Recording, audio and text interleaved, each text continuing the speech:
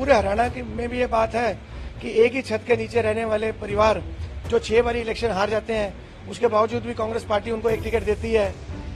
तो एक टिकट से भी ना खुश हुए और उन्होंने अपनी बेटी को अंबाला छावनी से बेतौर आजाद उम्मीदवार के तौर पे उतारा।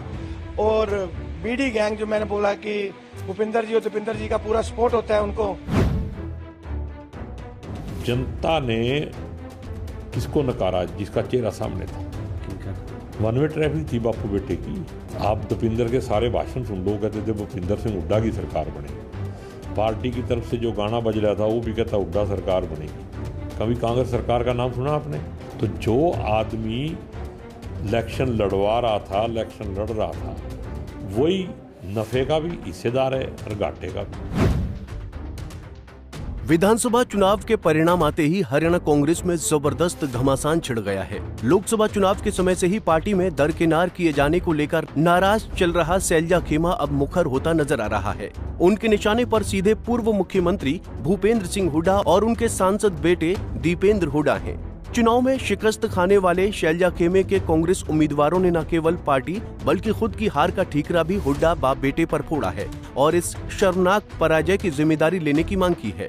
असंध से हारे कांग्रेस प्रत्याशी शमशेर सिंह गोगी ने तो यहां तक हाईकमान को चेताते हुए कहा कि अगर महज लीपापोती की गई तो हरियाणा में कांग्रेस खत्म हो जाएगी। किसने? शैलजा जी से शिष्टाचार मुलाकात करने के लिए मैं गया था, तो मेरी हार से वो भी परेशान थी और वो मेरे को हौसला दे रही थी। तो मैंने कहा कोई चिंता का विषय नहीं है, मैं कोई किसी राजा के थोड़ी पैदा हुआ था, मैं तो लोकतंत्र में अपनी मेहनत से बन के आया, दोबारा फिर बन जाऊँगा। आप लगातार निशाना साध रहे हैं कि हार का कारण दीपेंद्र हुड्डा और भूपेंद्र हुड्डा। नहीं, मैं ये नहीं कह रहा हूँ। मैं ये कह रहा हूँ कि भाई जिसके हाथ में कमांड है, अगर जीत होती तो कौन सिरा लेता?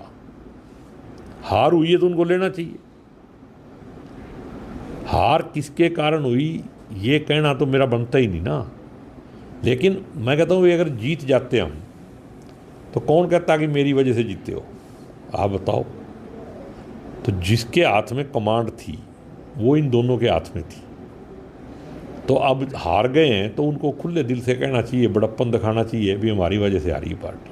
वो तो चुनाव आयोग जा रहे हैं, वो तो पार्टी का काम है, वो एक अलग सिस्टम है। लेकिन जनता ने किसको नकारा जिसका चेहरा सामने था?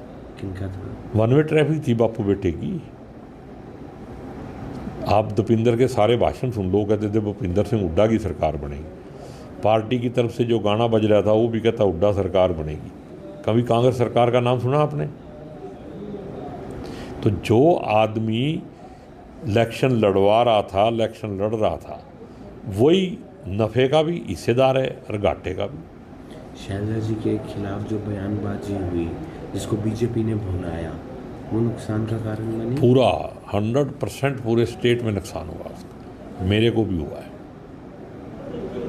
दलित वोट बैंक का? हाँ, पूरा।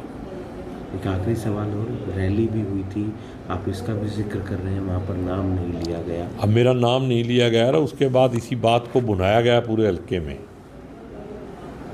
भाई हुड्डा साहब ने तो गोगी की वोट ही नहीं मांगी, आप क्यों? अब क्या करना चाहेंगे आप पार्टी? मैं पार्टी का आदमी हूँ, जो भी पार्टी के हित में होगा वो करूँगा और वही बोलूँगा। और पार्टी अगर मंथन में बुलाएगी तो जो जो बात मेरे पास है वो सारी बातें उनके सामने रखूँगा।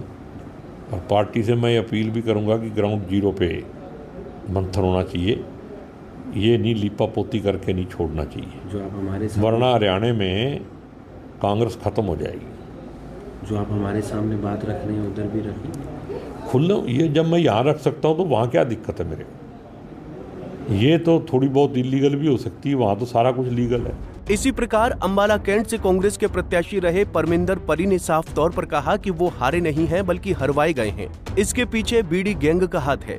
यहाँ बीडी गैंग शब्द भूपेंद्र हुड्डा और दीपेंद्र हुड्डा के लिए इस्तेमाल किया गया है। परी का कहना है कि जानबूझकर उनके खिलाफ निर्दलीय प्रत्याशी को खड़ा करवाया गया है और चुनाव में भरपूर उनकी मदद की गई। देखो, चुनाव हारना और चुनाव हराना दोनों में फर्क आता है। पुरिंदर सिंह परी को चुनाव हराया गया है, पार्टी ने ही एक बागी उम्मीदवार खड़ा करके और पूरे षड्यंत्र के तौर पे चुनाव हराने की कोशिश भी करी और वो उनकी मंशा पूरी भी है, उन्होंने चुनाव हराया गया है। कुमारी शैलजा की नाराजगी आप कैसे देखते हैं?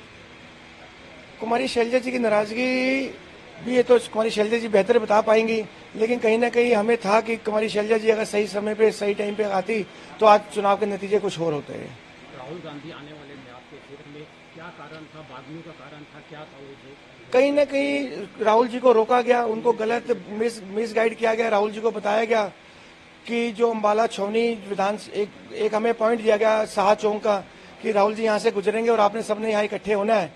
जब हमने राहुल जी का काफिला रोका और राहुल जी से बात करी, राहुल जी को बताया गया कि ये जो एरिया है ये मौलाना कॉन्स्टिट्यूंसी में आता है, अम्बाला छावनी का हिस्सा ही नहीं है, तो वो बड़े एकदम उनको अचंबा हुआ, शौक हुए कि ये अम्बाला छावनी का क्षेत्र नहीं है। हमने कहा नहीं, अम्बाला छावनी का क्षेत्र यहाँ से 16 किलोमीटर दूरी पर आता है।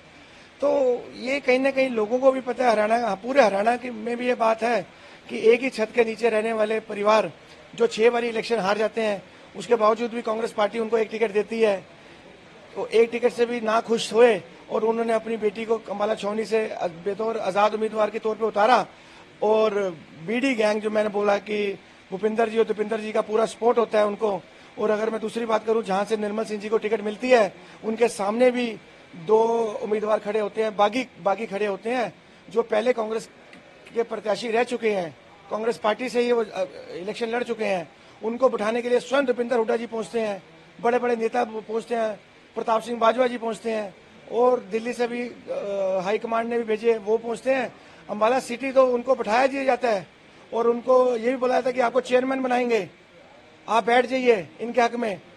और उनके बिल्कुल ही साथ लगता अम्बाला छावनी है, वहां पर वो उनको दीपिंदर हुड्डा जी चित्रा सवारा जी को खड़ा करते हैं, उनको सपोर्ट करता है और उनके लिए टेलीफोन किया जाता है। कांग्रेस के कार्यकर्ताओं को धमकाया जाता है कि आपने पुरंदर सिंह परी का साथ नहीं देना, आपने आजाद उम्मीदवार का साथ देना है कि इलेक्शन जीतने के बाद मैं तो बनूंगा मुख्यमंत्री, ये बनेंगे मंत्री और चित्रा जी दोबारा पार्टी में आ जाएंगी।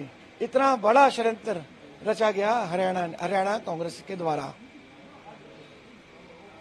आगे आप कैसे देखते हैं अपने पार्टी को, कैसे तैयारी करना? हम तो कांग्रेस के सच्चे सिपाही हैं, कांग्रेस के सच्चे कार्यकर्ता हैं, कांग्रेस पार्टी के साथ हमेशा दुख सुख में खड़े रहे। ये तो वो परिवार है जो कांग्रेस पार्टी को छोड़ के आप पार्टी में चला गया था जब इनको लगा था पंजाब में कांग्रेस सरकार आ गई कि अब हरियाणा में भी कांग्रेस सरकार आने जा रही है। इन्होंने पलटा मार के आप आम आदमी पार्टी का झाड़ू उठा लिया था। उस समय भी हम सच्चे कार्यकर्ता कांग्रेस पार्टी के साथ खड़े रहे।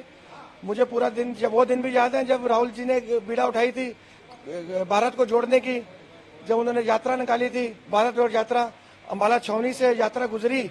हम सब लोगों ने 4 दिन हम अम्बाला स्टेशन के ऊपर रात दिन हमने सोई नहीं, हमने उस यात्रा को कामयाब किया और हजारों की संख्या में हमने इकट्ठे लोग करे, कांग्रेस कार्यकर्ताओं को इकट्ठा किया और यात्रा को कामयाब किया। हम तो कांग्रेस पार्टी के सच्चे सिपाही हैं, सच्चे कार्यकर्ता हैं हमेशा, और कांग्रेस पार्टी का हमेशा खड़े थे, हैं और आगे भी खड़े रहेंगे।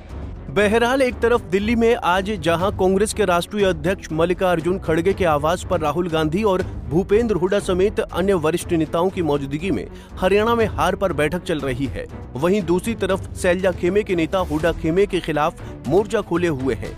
ऐसे में विधानसभा चुनाव में हार की हैट्रिक लगाने के बाद हरियाणा कांग्रेस में उठे बवंडर को हाईकमान किस तरह हैंडल करता है, ये देखना दिलचस्प होगा। Bureau report, Punjab Kesari TV. हमसे जुड़े रहने के लिए हमारे YouTube चैनल को सब्सक्राइब करें और नई वीडियो की नोटिफिकेशन के लिए बेल आइकॉन को दबाएं। अगर आप ये वीडियो Facebook पर देख रहे हैं तो लाइक जरूर करें और ज्यादा से ज्यादा शेयर करें। धन्यवाद।